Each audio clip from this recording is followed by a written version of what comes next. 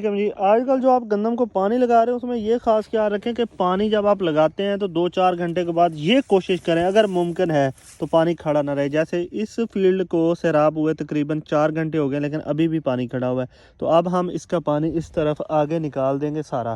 تاکہ یہ پانی بہت زیادہ اس وقت جو ہے نا تکلیف دیتا ہے گندم کو, کیونکہ جو زیادہ دیر وتر رہتا ہے اس سے مسائل پیدا ہوتے ہیں. آج کل نمی بہت زیادہ ہے, دھند بہت زیادہ پڑ رہی ہے, تو جتنی جلدی زمین خشک ہوگی پانی لگنے کے بعد کھاد کا اثر بھی اتنا زیادہ اچھا ہوگا, اور گندم کی جو گروتھ ہے خاص طور پر جو کلر ہے وہ بھی اسی صورت میں ہی بنے گا جب زمین جلدی خشک ہو جائے گی, پانی جلدی خشک ہو جائے گا. پکے واٹر رقبوں کے اندر کچھ بھائی اس چیز کو انڈر ایسٹیمیٹ کر دیتے ہیں, زیادہ پانی لگ جائے وہ پانی نکالتے, پھر وہ کہتے ہیں کہ یار ہم نے اتنی کھاد ڈالی, یہ کر لیا وہ کر لیا, گندم کا کلر نہیں بنا, یا گندم ہمیں پیلی پیلی نظر آ رہی ہے, یا گندم ہمیں تیلی نظر آ رہی ہے. ٹلرنگ کے اوپر بھی یہ جو اضافی پانی ہے یہ بہت ہی برے اثرات ڈالتا ہے.